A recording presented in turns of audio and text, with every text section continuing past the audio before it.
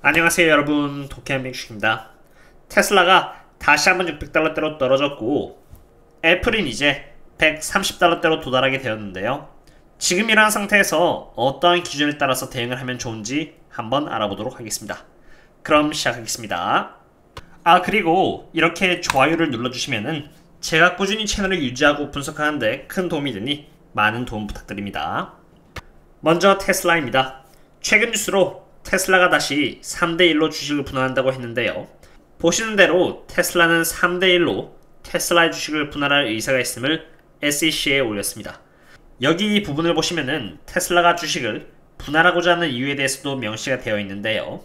2020년 8월 달에 주식 분할을 했을 때 이후로 주가가 43.5% 상승했고 테슬라에 새롭게 편입된 직원들을 대상으로도 주식으로서 똑같은 혜택을 주기 위해서 주식 분할을 하기를 희망한다고 밝혔습니다.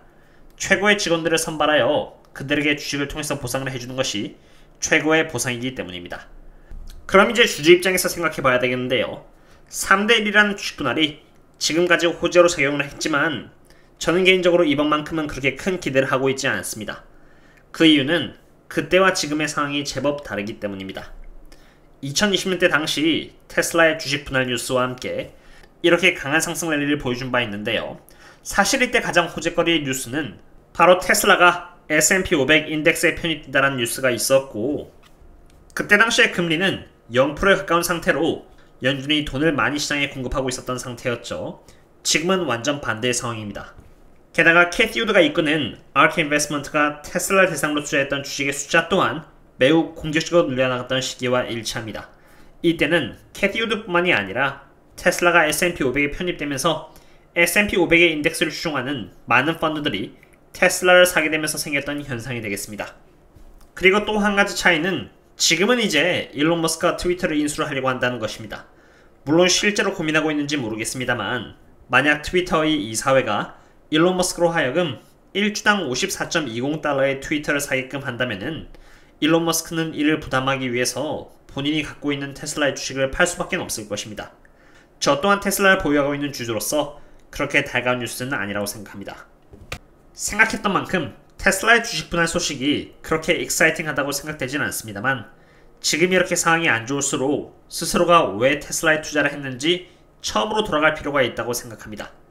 저뿐만이 아닌 테슬라에 투자하고 계신 많은 분들께서 테슬라에 투자한 이유는 아마 전기자동차는 시장 속에서 테슬라가 가장 선전을 할 것이라는 판단에서였을 것입니다.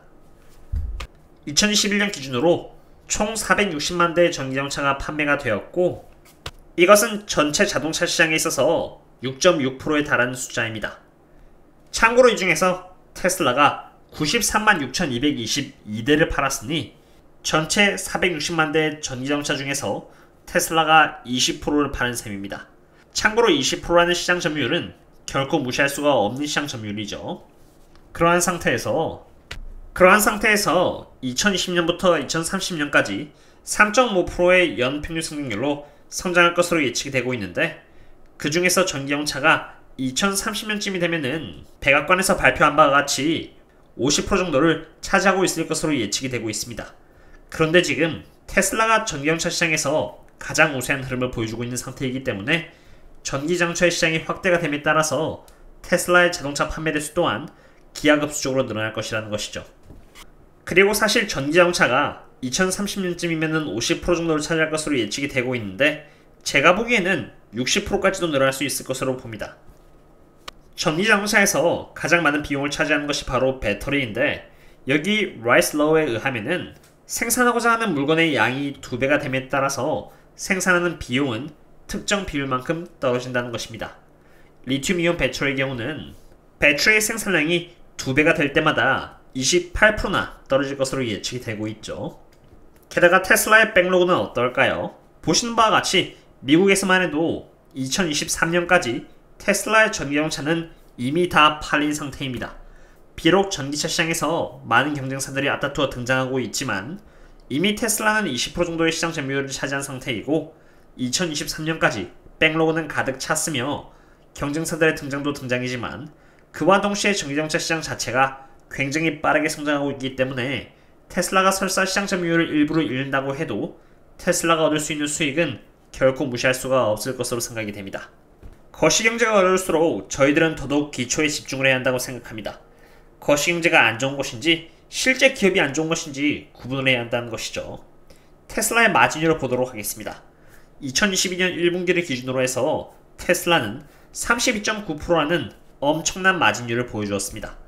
그리고 앞서 라이슬로우에서 말씀드렸던 것처럼 2030년까지 테슬라가 많은 자동차를 생산해냄에 따라서 비용은 줄어들 것이기 때문에 마진율은 더더욱 향상될 것으로 봅니다. 2017년부터 2021년까지의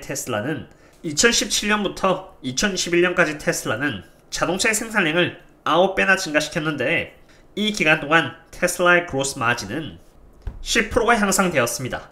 라이슬로우에 따라서 2030년까지 테슬라가 90만 개의 자동차에서 1000만 대 정도의 자동차를 생산해낸다면 테슬라의 그로스 마진은 42%까지도 향상될 수 있습니다. 물론 어디까지나 20% 정도의 시장 점유율을 유지한다는 가정하에서 1000만 대라는 대수가 나왔고 그게 안 된다고 해도 테슬라는 여전히 높은 마진율을 보여줄 것이라고 생각됩니다. 그럼 이제 여기서 밸류에이션이 빠질 수가 없을 것입니다. 왜냐면은 아까 제가 말씀드렸던 전망들이 이미 다 선반영되어 있을지도 모르기 때문이죠. 테슬라의 밸류에이션입니다. 테슬라는 지금 영업현금 흐름 기준으로 약 53.56 정도의 멀티플에 위치하고 있는 상태인데요. 2011년부터 2014년까지의 평균 영업현금 흐름 성장률은 26% 정도를 보여줄 것이라는 것을 봤을 때 여전히 지금 고평가를 받고 있으며 시장에서 주고 있는 프리미엄 멀티플인 39.28 대비해서도 지금 고평가를 보여주고 있는 상태입니다. 과거 테슬라가 1200달러 했을 때 그때 당시에 테슬라의 Price to Operating Cash Flow의 멀티플은 보시는 바와 같이 129.15나 했습니다. 이것은 테슬라의 영업현금 흐름 대비해서 주가가 과하게 앞으로 먼저 나가서 굉장히 고평가가 됐던 시기입니다. 영업현금 흐름 대비해서 주가가 129배나 비쌌었던 것이죠. 너무나도 고평가했기 때문에 129배에서 주가가 절반 이상 떨어져서 Price Operating Cash Flow의 멀티플이 53.6까지 떨어져도 여전히 고평가에 머물러 있는 상태입니다. 그렇기 때문에 이러한 상태에서는 특히나 보수적으로 대응할 필요가 있다고 생각됩니다. 저 또한 고평가라는 것을 인지하고 있기 때문에 공격적으로 분할 매수를 하는 것이 아닌 주가가 크게 떨어질 때마다 천천히 한 주씩 매수를 하고 있었고 테슬라의 주가가 적어도 적정 주가에 도달하기 전까지는 보수적인 스탠스를 취할 예정입니다. 제가 생각하는 테슬라의 적정 멀티플은 바로 39.28 정도인데요. 비록 여전히 프리미엄 멀티플에 위치이긴 합니다만 테슬라라는 기업이 워낙 좋은 미래 전망을 앞두고 있기 때문에 26이라는 멀티플까지는 떨어지기가 매우 힘들이라 생각이 됩니다. 그렇기 때문에 테슬라가 지금으로부터 약 12.54% 정도 추가 하락을 하여 566달러 정도 위치에 도달하게 된다면은 그때부터는 조금 더 공격적으로 분할 매수를 하여 수량을 채워나갈 계획을 하고 있습니다. 그럼 이제 애플을 보도록 하겠습니다. 애플에 대한 제 기본적인 입장은 거의 다 와가고 있긴 합니다만 과거와 마찬가지로 여전히 조금 bearish합니다. 애플의 리스크 부분을 집중적으로 알아볼까 하는데요. 지금까지 애플이 높은 멀티플을 인정받을 수 있었던 이유는 애플이 서비스에서의 매출액을 통해서 반복되는 매출액, 즉 recurring revenue를 만들어 왔기 때문입니다. 실제로 2013년 서비스 쪽에서의 매출액은 단 4빌리언 달러 정도의 매출액이었는데 2022년에는 20빌리언 달러에 달하는 매출액을 기록하면서 많은 매출액을 서비스 쪽에서도 갱신을 하고는 했죠. 물론 서비스 쪽에서 많은 매출액을 갱신하긴 했습니다만 사실 애플은 여전히 핸드폰의 매출액의 대부분을 의존하고 있는 상태입니다. 2011년 기준으로 아이폰의 매출액은 200빌리언 달러에 달했지만 서비스는 68빌리언 달러를 갱신했기 때문입니다. 애플을 담당하고 있는 모건 스탠리 애널리스트 캐서린 튜벌티는 지금 195달러의 프라이스 타겟을 유지하고 있긴 하나 6월 3일날 나온 기사에 의하면은 서비스 매출액을 차지하고 있는 앱스토어 쪽에서의 성장률이 생각만큼 높지는 않다고 의견을 피력했습니다. 앱스토어의 매출액 성장률을 5월달에는 4% 정도로 보았고요. 6월달에는 더 줄여서 3% 정도 보고 있다라고 말했는데 이렇게 성장률이 악화된 이유는 중국에서의 락다운을 이유로 들었습니다. 하지만 제가 개인적으로 애플을 조금 bearish하게 보고 있는 이유는 애널리스트의 리포트도 아닌 밸류에이션에서의 이유입니다. 애플은 지금 현재 22.07 정도의 PE 멀티플을 받고 있는데 지난 9년 동안의 EPS 성장률을 봤을 때 애플은 평균 13.14% 정도의 성장률을 보여주었고 적어도 앞으로 5년 동안 계속해서 평균 13% 정도의 성장률을 보여줄 것으로 예측이 됩니다. 그러한 상태에서 애플의 22.07이라는 PE 멀티플은 조금 더 고평가 상태에 있지 않나 생각이 됩니다. 그렇기 때문에 제가 만약 애플에 투자를 한다면은 저는 애플의 PE 멀티플이 18.67인 114달러 정도에 근방할 때 그때 애플에 투자를 시작할 것 같습니다.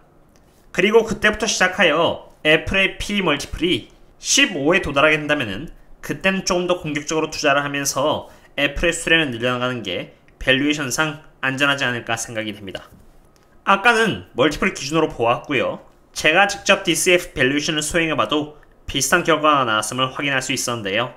2022년부터 2025년까지의 프리 캐시플로우를 넣었는데 최대한 보수적으로 잡기 위해서 2017년부터 2021년까지의 프리 캐시플로우 성장률을 평균 잡아 2022년부터 2025년까지 대입시켜 놓았고요.